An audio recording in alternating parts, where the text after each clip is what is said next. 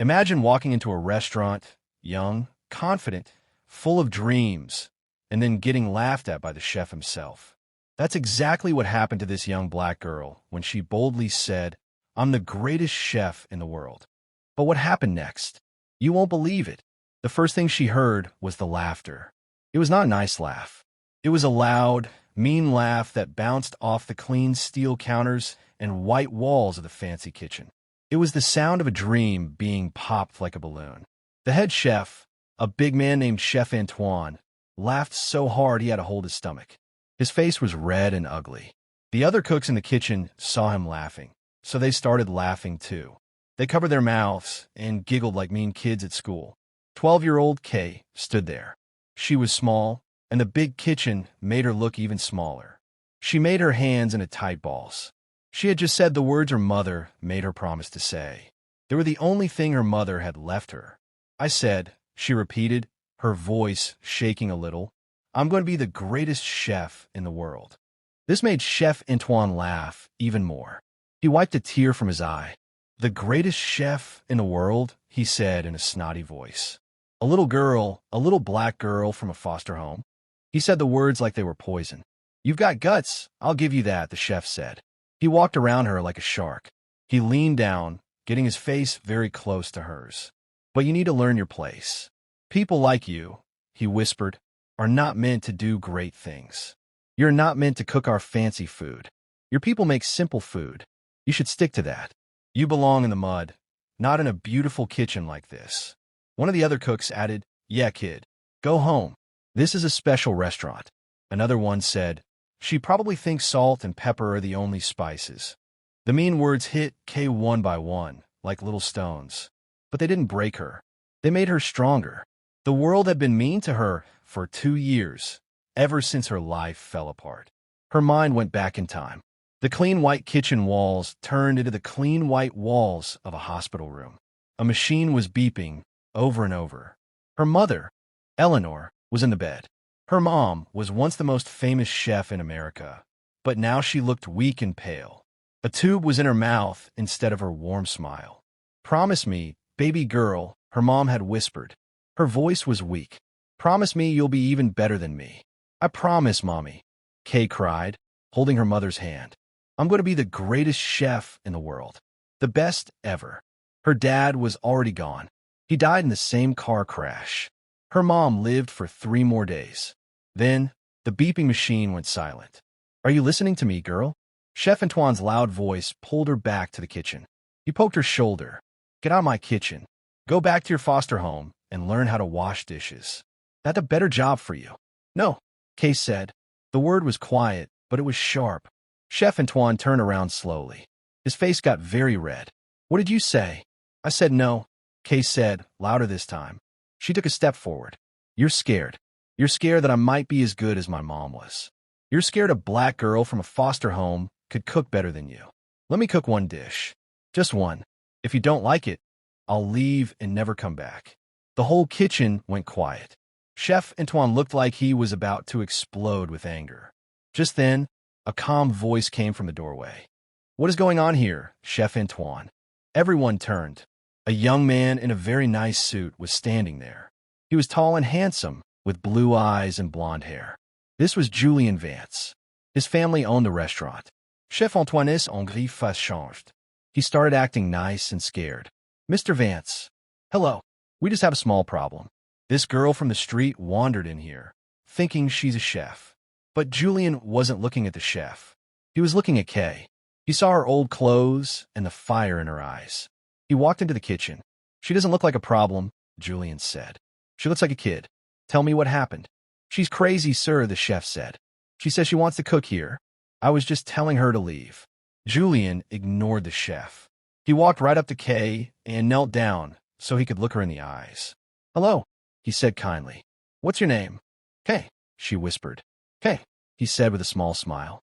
"The chef says you think you're a great cook. Is that true?" Kay looked at Julian's kind eyes. "I want to cook. I promised my mom I would be the greatest chef in the world." He laughed at me. He told me people like me belong in the mud.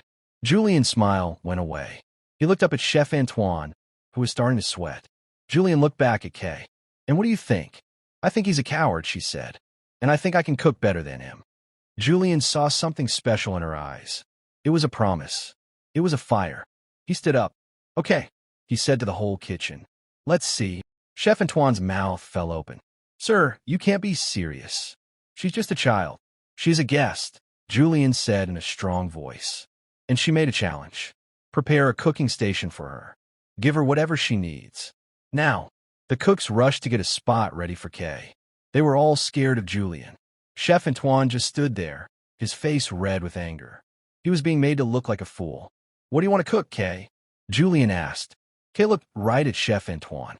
Coco vin, she said. It was a famous French chicken dish. It was his special dish. Chef Antoine gave a bitterlog. She wants to make a simple farmer's dish. How cute. Then it will be easy for you to judge, Julian said. Give her what she needs. As Kay got her ingredients, she changed.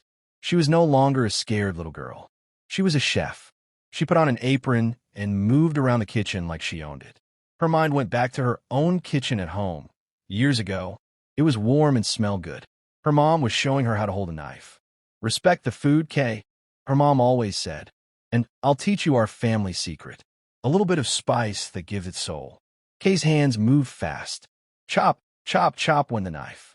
Sizzle went the chicken in the hot pan. Soon, an amazing smell started to fill the kitchen. First, it smelled like chicken, then garlic. Then, she poured in some red wine.